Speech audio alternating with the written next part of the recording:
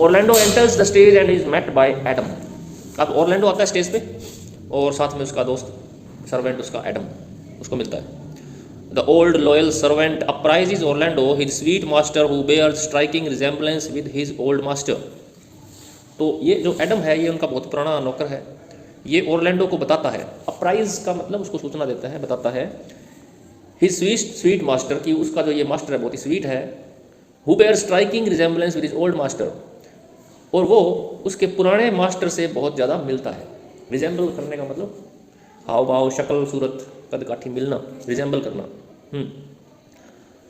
तो एडम उसको कहता है ऑर्लैंडो को कि तुम मेरे पुराने मालिक जैसे हो, यानी उसके बाप जैसा है। बाप जैसा तो होगा, बेटा उसका। ऑफ द लेटेस्ट प्लॉट, और उसको लेटेस्ट प्लॉट के बारे में भी बताता है। लेटेस्ट प्लॉट का मतलब एक नई चाल उसके खिलाफ जो हो रही है, उसके खिलाफ नया जाल जो बिछाया जा रहा है। प्लॉट का मतलब यहाँ ये है। His brother, now highly jealous of him, plans to set his room to fire with Orlando inside to get rid of him. उसका भाई जो उससे बहुत ज़्यादा ईर्ष्या कर रहा है, उसने प्लान किया है कि वो उसके रूम को आग लगा देगा। ऑर्लैंडो का भाई कौन है? ओलिवर। ओलिवर अब क्या प्लानिंग कर रहा है? ऑर्लैंडो के रूम को आग लगा देनी है जब ऑर्लैंडो रूम के अंदर होगा, ताकि वो जल जाए, मर जाए। ये बात एडम को पता लगी कहीं से, वो ऑर्लैंडो को बता रहा है भी तेरे खिलाफ तो ये साजिश रची जा रही है। Adam further tells him that he is ओवरथ्रोइंग the formidable wrestler and the subsequent praise that he has one is the cause of this. अब एडम उसको आगे और बताता है कि इसका कारण क्या है, उसको और ज़्यादा जेलसी क्यों हो गई है। उसने दो काम किए थे ना, एक तो उस फॉर्मिडेबल रेसलर को उसने ओवरथ्रो कर दिया। फॉर्मिडेबल का मतलब मजबूत, और रेसलर का मतलब पहलवान, जो चार्ल्स था, जो बहुत ही फेमस था, उसको उसने ओवरथ्रो कर दिया, यानी हरा दिया। और दूसरा, उसने प्रेज जीत ली, प्रशंसा जीत ली। किसकी? सभी की, खासकर उन जो राजकुमारियों की।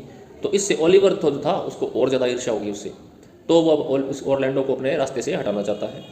If he failed in his attempt he would employ other methods to do away with him therefore.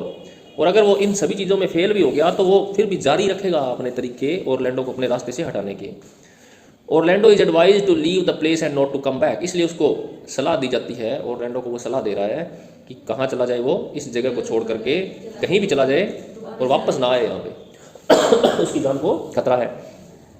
Orlando expresses his inability to earn his living. अब ऑर्लैंडो कहता है कि मैं यहाँ से चला जाऊँगा तो खाऊंगा क्या, करूँगा क्या, मैं अपनी कमाई कैसे करूँगा।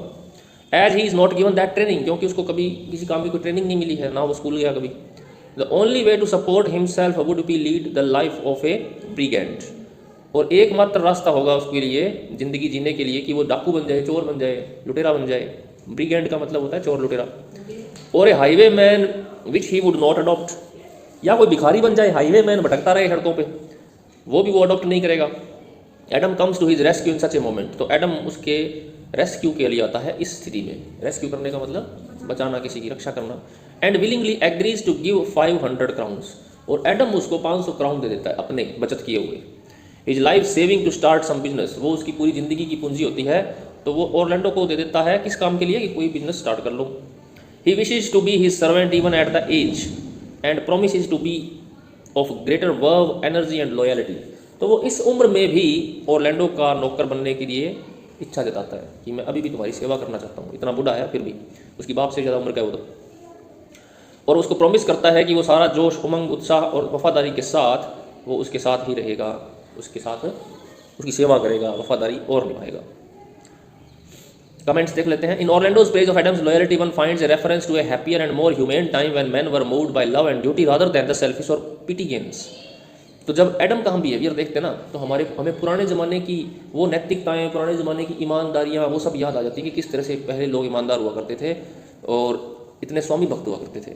क्योंकि एडम को देख करके हमें पता लगता है कि वास्तव में उसने उसके बाप की भी सेवा की, बेटे की भी सेवा कर रहा है, और बेटे के लिए उसने अपनी सारी जमा पूंजी भी लुटा दी, उसको दे दी। This is the other side of the pastoral tradition which suggest the evils of the modern city life. तो ये पेस्टोरल ट्रेडिशन की दूसरी साइड है, और साथ ही साथ वो हमें ये भी बताती है ये चीज़ कि आजकल की ज़िंदगी में कितने ईविल्स आ गए हैं, कितनी बुराइयाँ आ गई हैं। The scene presents a touching example of true loyalty and service in the concern shown for Orlando by Adam and in the reciprocatory feeling of Orlando. तो इस सीन से हमें एक तो उसकी स्वामी भक्ति का पता लगता है एडम की, और ऑर्लैंडो की भी रेसिप्रोकेटरी फीलिंग पता लगती है। रेसिप्रोकेटरी फीलिंग होती है जो किसी के प्रत्युत्तर में आती है। रेसिप्रोकेट करना, किसी को उसी वे से रिस्पॉन्ड करना जिस वे से कोई आपको रिस्पॉन्ड करता है। रिस्पेक्ट भी नहीं है, प्रत्युत्तर रहता है इसका मतलब। तो रेसिप्रोकेटरी फीलिंग का मतलब एक दूसरे के प्रति सेम फीलिंग है।